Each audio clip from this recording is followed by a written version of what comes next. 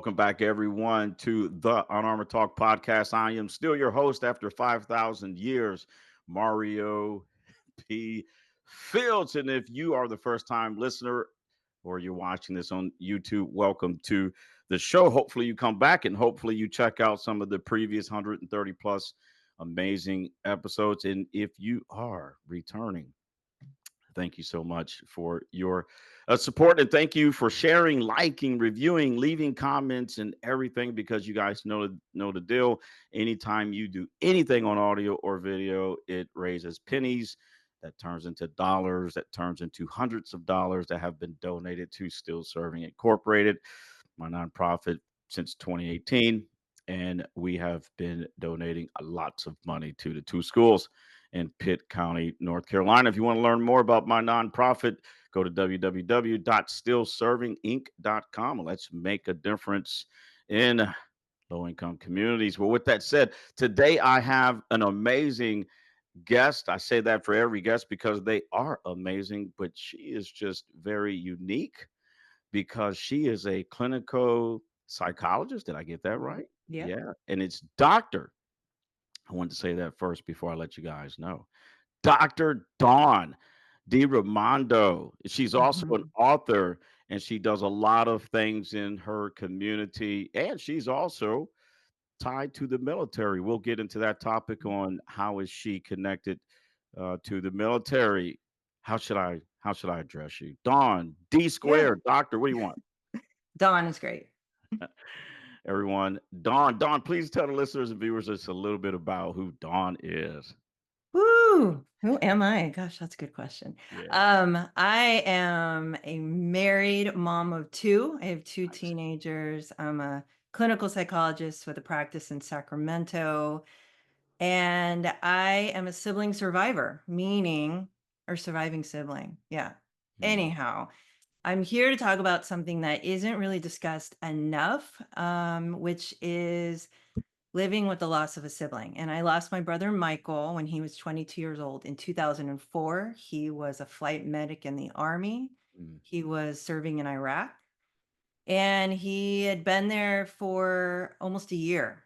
And he was supposed to come home within 6 weeks. And unfortunately, that didn't happen.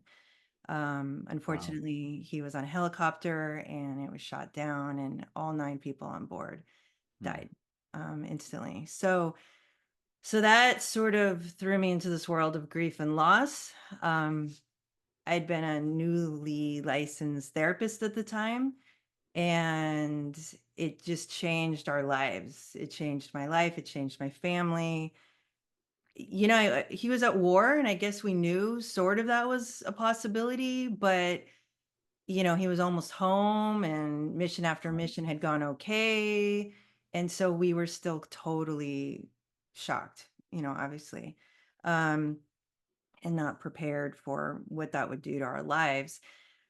But anyhow, I guess I learned through being in therapy myself, and how to live with this type of loss. And basically now I teach other people how to do that too, Wow. kind of I, in a I nutshell. mean, before we get more into the topic, I'm not going to say sorry for your loss. I think that's kind of metaphoric, if you will. I will continue to intentionally pray for understanding, and I know the grieving process never ends, and for Mhm. you and your family. And I'm also going to do a special prayer for you, Dawn. You have two teenagers. See, my daughter's 29, Oh. and my son's 27, and we are newly, we're grandparents, right? Oh, So we've survived that combat operation of teenagers. seriously. Uh, Yeah. yes, yes. So special. And everyone, if you're listening and watching, before we get into a very emotional topic, say a prayer for Dawn Mhm. and her husband. And Yeah, thank you, right? My daughter's gonna take her driver's license test next month, so I have so much more respect for anyone who teaches a human being how to drive, because that alone is not for the faint of mm, heart. We've got the mm, magnets and everything, right? Like, student driver, but it's still scary. Anyway. wow. Yeah. Well, so yeah, yeah. I Thank have you. a special beverage over here. We can Uber it virtually. Thank you. That way, you guys can have a good night's sleep. But let's get to Right. So like you mentioned, and as a veteran myself in combat, have lots of combat experience. Wow. A lot of times we would hear about the families, the grandmother, the mom, the dad, the aunts, uncles, whatever, and help them get through the loss of a service member. Hmm. But this is the first time that I am going to get a perspective from a sibling. Never thought about that, even with my own children. Right. And they're here 6 weeks. First of all, what went through your mind when you got this horrible news about your brother? I literally froze. My sister had to be the one to tell me because I was at work and my dad couldn't reach me. And she didn't realize at first that she had to be the one to tell me. And so I answered the phone and she realized that I didn't know already. And she said, basically, Michael's killed. And I just froze. And she's like, "Did you hear me?" And I said, Mm, "Yeah." And she's like, "You need to come home." I said, "Okay." "You need to come home now." I said, "Okay." Like I couldn't process it. And home was Southern California. I was living in Northern California, or I still am. And so I just like told my supervisor, "I have to go home. This just happened. right. If I'm not back by Monday," and it was like Thursday, she's like, "Dawn, you're not going to be back by Monday. Just go. Don't worry about it." And like, don't worry about here. And I couldn't even believe I was driving. Like it was just like, this is so surreal. And I was on a plane within, I don't know, 2, 3 hours. And I was, home for 2 weeks, of course. And there's just like no words. And like you were saying, this is the first you even thought about it. Siblings are literally called the forgotten mourners because they Mm, get completely lost in the shuffle, right? The focus mhm, is on the parents because they've lost a mhm, child. The siblings' focus is often on the parents to help them. mm. And people don't know what to do or say. So if people say anything, it's how is your mom? How are your parents? And so often, especially if you lose a sibling as a young person, I was like 28. I mean, most of my friends, my partner, I mean, nobody can relate to significant loss and Right. often don't for decades. And so, and then even as you're grieving, people in society think, well, 3 months is, or 6 months is enough time, Right. right? Like, aren't we moving on? And people are shell shocked for a long time, right? For years, really. And so even if you get support, you typically lose it way too soon. And so it was just crazy. And um and at the time there was one book on sibling loss, one book, right? And so it's partly why I wrote a book, although it was 16 years later. I had a client because I ended up specializing in grief and loss in my practice, sort of not intentionally, but when you sort of know this, it's just, and there aren't enough words for it. And so it's just a known place that I really work from. And I had a client sort of casually mention, like, there's really not that many resources for sibling loss. And so I was Mm, like, really? I mean, I assumed it had changed in 16 something years. And so of course I Googled it, and there was like a handful of books, but there's more written on it, like every other kind of loss, as there should be, but there should be more on this too. And so sort of started writing, and I thought, oh my God, I think I'm writing a book. Like, I think that's what's happening right now. And so I felt like if I can, I should. And so I did, and it's nice getting feedback that it's helpful to people and right. everybody. It's wild. Everybody says the same thing. I feel so alone. I don't know what to do. Nobody knows how to talk to me about this, and so the book sort of just gives some suggestions. How do you live with this? Because to me, this is something you live with. It's not something you get over. It's not something you move on from. You learn to live with the loss of your sibling and how to kind of put the pieces back together. And that's Yeah. that's what I had to And do. and and I think it can, I believe it can be applied to anyone. Mhm. Unfortunately, your brother was 22, Right. and was he the baby? He was, right? He Oh, was, the youngest of oh, 3, the only boy in our Italian oh, family, the surname kinda, the whole right. DiRaimondo. I mean, just Mm. it was, yeah. Wow. It's just, And so at what point, Dawn, did you realize, at what point did you go, I need help? oh, I think probably from the very beginning. Mhm. Um, Luckily, as a therapist, even my graduate program, you can't even finish school until you do a year of consecutive weekly therapy, which a lot of people don't know. And not all programs require it, but I'm so glad mine did, because you have to know what it's like to be a client to be a good therapist. And the very best therapists I know have done a ton of their own therapy, because you have to be committed to personal growth if you're going to help other people do the same. And Right. so I don't remember if I was already in therapy or got myself into therapy, but that was huge, huge, big, huge, because I was so focused on helping my parents and especially my mom for a long time. Like I'm pretty sure she cried for like at least 5 years straight every Mm, day. I mean, I was going down to Southern California a lot. It was just tough. And then I think I got married 2 years later and then had my daughter a year after that. And so there was so much life happening while we were grieving, right. and so that's another thing I help people with is how do you still integrate your loved one? Like, I'm getting married. What do I can't not mention him. So we mentioned him, we sort of, said, for those who are here in spirit, including Right. we'd mention his name and who traveled from all over to come here. And you thanked people, and, we had a table with his picture and my grandparents' pictures. And we just figured out ways to incorporate him into our, Mhm. life. And that's what helped us. And that's what felt right to us. And that's what I help clients do now too. The anniversaries are coming up for people, of the death anniversary or their birthdays. And I talk about, what do you want to do? Because nobody has those conversations with people typically, and other cultures just do it really well, where they have annual memorials, right? Right. Day of the Dead, and Buddhist cultures and or Buddhism, they have these annual things you just plug into and people show up, but most of us don't have that. And so people are alone with it after the funeral. There's just nothing else to plug into. And it's Yeah. tough.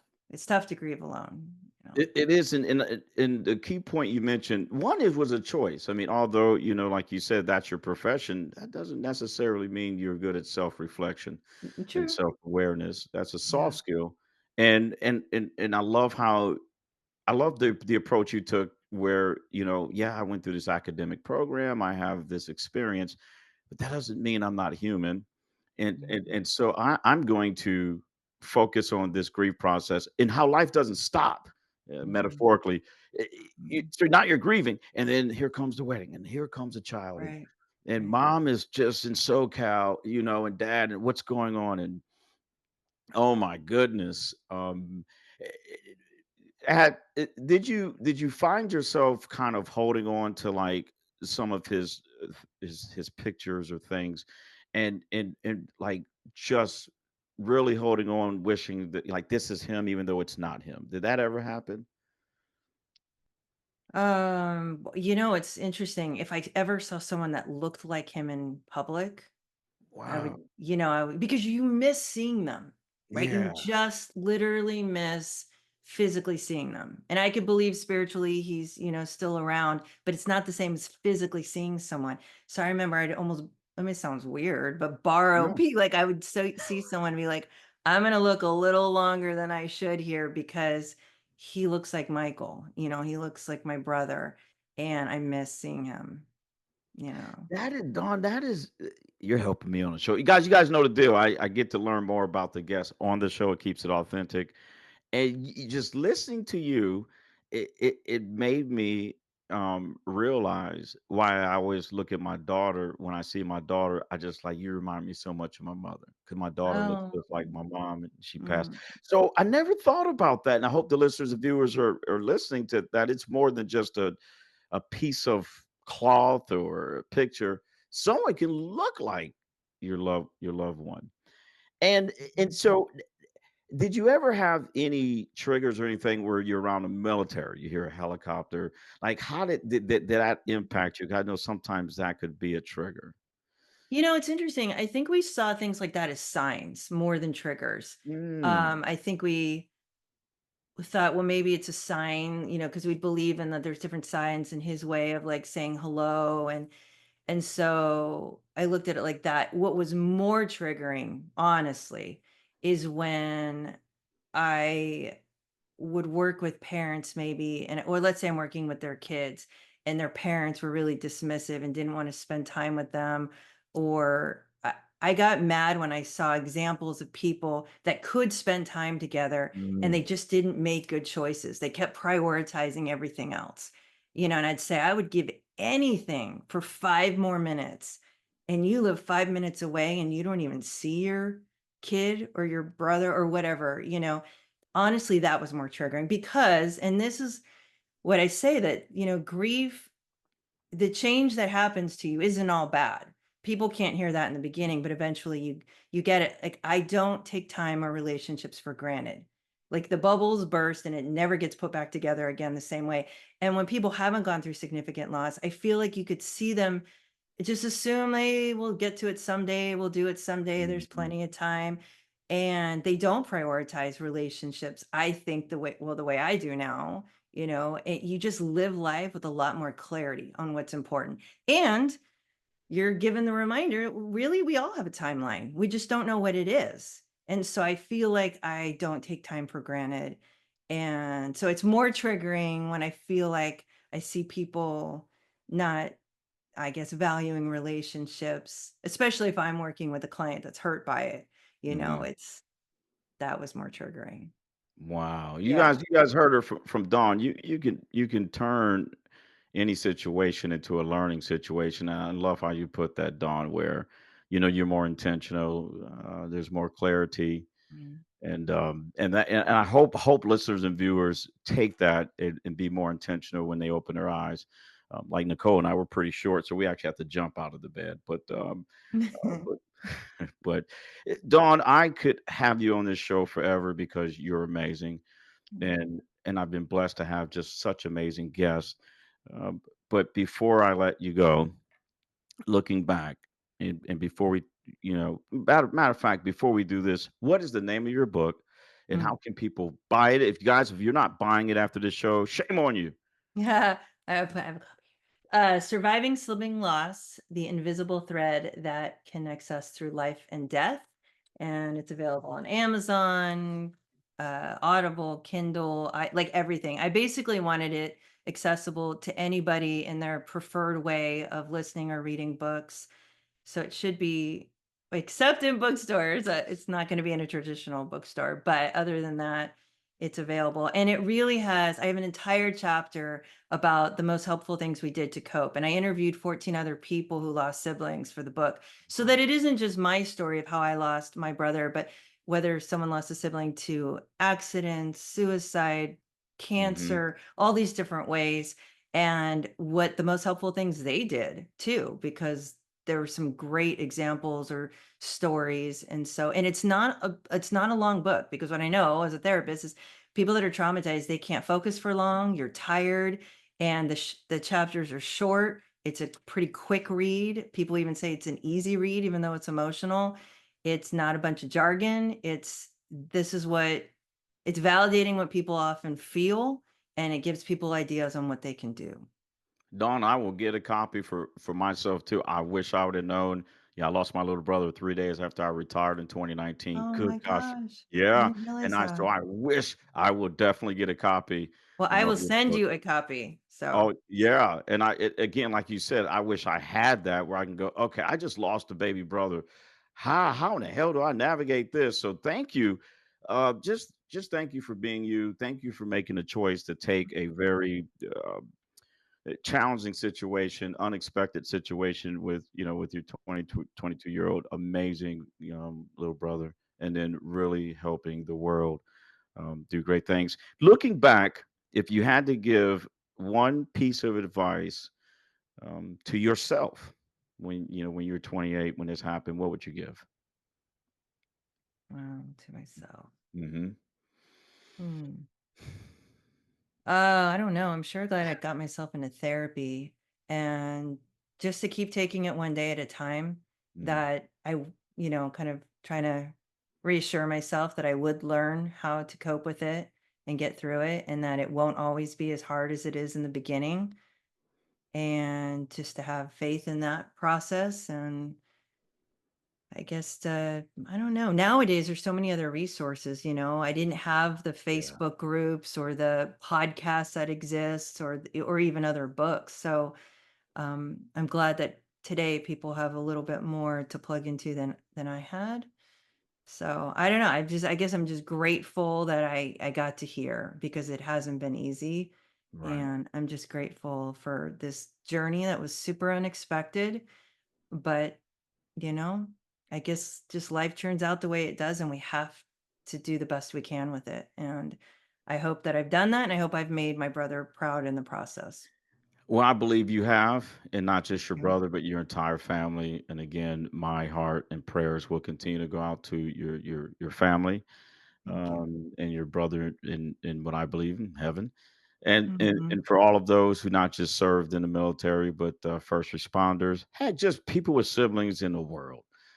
I just want to say we'll Right. continue to pray for everyone if you ever lose a sibling, or if you are going to lose a sibling. And like Dawn said, you may not even know. We don't know the time when it will happen. But thank you Thank so you for having much. me on and bringing this topic to light. I appreciate it, and sharing it with the No, you listeners. you are amazing. We got to have you back on the show. Sounds good. I We'll would just be happy to come back. we'll reverse roles. That's right. That's right. That's right. Everyone, that's just a little secret. Something will be coming up, a special episode in the future. But until then, in a couple of weeks, you guys know the deal. I will continue to pray that God continues to bless you, the listener viewers, your family and friends, and all living beings around you. Dawn, take care. Thank you.